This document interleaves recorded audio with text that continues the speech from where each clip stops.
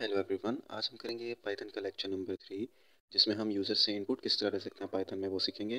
जैसे कि आप यहाँ देख रहे हैं, हम पिछले लेक्चर में हमने स्ट्रिंग मेथड्स के बारे में पढ़ा था। इसके अलावा कुछ और भी थे, जैसे स्प्लिट ज्वाइन, जिससे हम स्ट्रिंग को स्प्लिट कर सकते हैं या दो स्ट्रिंग को ज्वाइन कर सकते हैं, या पॉप पुश वगैरह है। वो हम आगे डिटेल में जब हम क्यू स्टैक को पढ़ेंगे तब हमें समझ आएगी उसकी बेहतर। अदरवाइज पुश और पॉप क्या होता है या और डिफरेंट जो स्ट्रिंग मेथड है उसके अभी हमें पता नहीं चलेगा। तो आज के लेक्चर की तरफ चलते हैं कि हम यूज़र से इनपुट किस तरह ले सकते हैं।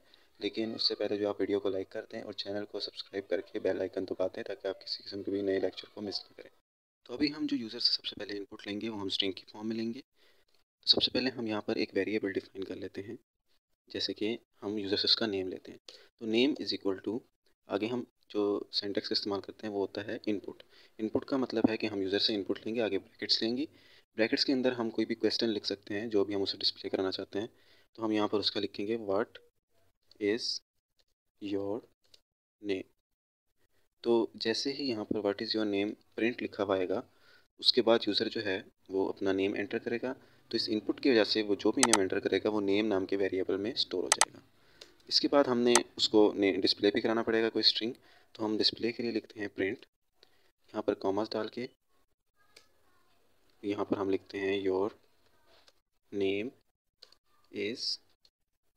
उसके बाद हम स्ट्रिंग को कॉन्कैटिनेट करने के लिए प्लस लिख देते हैं और नेम। यानी कि सबसे पहले वो यूज़र से नेम पूछ के उसको इनपुट करके नेम में डाल देगा और फिर प्रिंट करेगा your name is as it is. उसके बाद जो भी नेम उसने लिखा होगा वही नेम उसे प्रिंट करा देगा। यानी कि ये प्रोग्राम सिंपल क्या कर रहा है, यूज़र उसका नाम पूछ के उसे बता रहा है कि आपका नाम क्या है।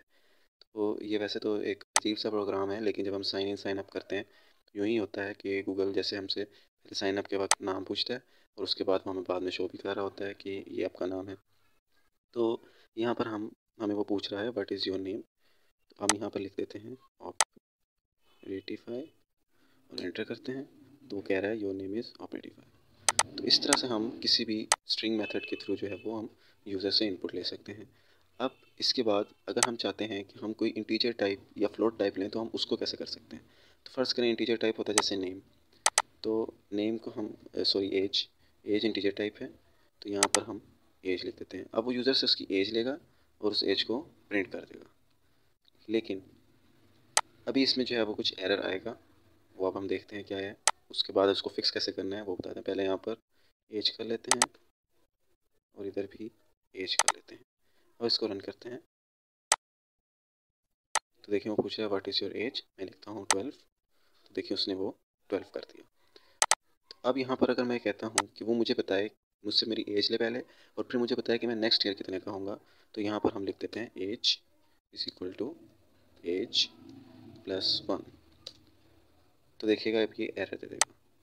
हम इसको रन करते हैं। इसने हमसे हमारी एज पूछी, यहाँ पे फर्स्ट करें हम लिख देते हैं 20। तो अब ये एरर देगा क्योंकि इसकी वजह क्या है कि जो एज है ये बेसिकली एक स्ट्रिंग टाइप वेरिएबल है। तो स्ट्रिंग टाइप वेरिएबल को हमने इंटीजर में चेंज करना है, तब जाके इंटीजर में प्लस होगा। अदरवाइज स्ट्रिंग में 1 कैसे प्लस हो सकता है। तो इंटीजर में हमें करने के लिए हम यहाँ पर लिखेंगे इंट और यहाँ पर ब्रैकेट क्लोज। अब क्या होगा कि जो इनपुट ले रहा है वो इंटीजर टाइप में चेंज होगी और फिर उसमें एज जो है वो प्लस हो जाएगा और फिर वो प्रिंट कर देगा कि योर एज इज़। अब एज में चूँकि 1 प्लस हो रहा है तो हम यहाँ पर लिख देंगे यू विल बी, आगे वो उसकी एज लिख देगा और फिर यहाँ पर लिख देगा नेक्स्ट ईयर।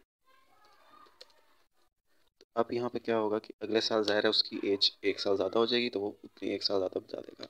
तो हम इसको रन करके देखते हैं। उसने पूछा है व्हाट इज़ योर एज, यहाँ पर हम लिख देते हैं 20। तो वो कहेगा your you will be 21 next year. अब यहाँ पर होना तो ये चाहिए था कि वो हमें कहता है कि you will be 21 next year, लेकिन यहाँ पर उसने एरर दे दिया है। उसकी वजह ये है कि यहाँ पर ये स्ट्रिंग कंकैटिनेशन हो रही है। तो इसको अगर हमने वेरिएबल की फॉर्म में शो करना है तो हम क्या करेंगे, इस यहाँ पर करली ब्रैकेट्स का इस्तेमाल करके वेरिएबल का नाम लिख देंगे। अब अगर हमने यहाँ पर बीच में स्ट्रिंग के बीच में जो है वो हमने वेरिएबल को शो कराना है तो हम प्रिंट से बाद यहाँ पर एफ लिख देंगे। अब इससे देखें ये वेरिएबल जो है वो अलहदा हो गया, अदरवाइज वो स्ट्रिंग का हिस्सा रहेगा। तो अब अगर हम इसे रन करेंगे तो ये बिल्कुल सही तरीके से रन हो जाएगा। यहाँ पर हम लिख देते हैं 20। तो वो देखें वो कह रहा है you will be 21 next year और उसने कोई एरर भी नहीं दिया क्योंकि यहाँ पर हम स्ट्रिंग कंकैटिनेट नहीं कर रहे। यहाँ पर हम वेरिएबल को स्ट्रिंग के अंदर ही यूज़ कर रहे हैं और शुरू में हमें एफ लिखना ज़रूरी है अगर हम एक भी वेरिएबल या मल्टीपल वेरिएबल्स को स्ट्रिंग के अंदर डिस्प्ले करना चाह रहे हैं। अदरवाइज ऐसा नहीं होगा।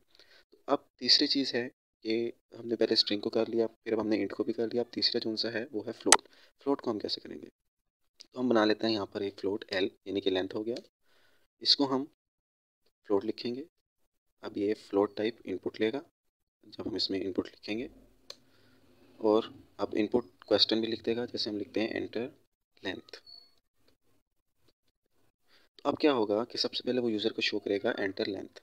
उसके बाद यूज़र जो लेंथ उसमें एंटर करेगा वो इनपुट हो जाएगी।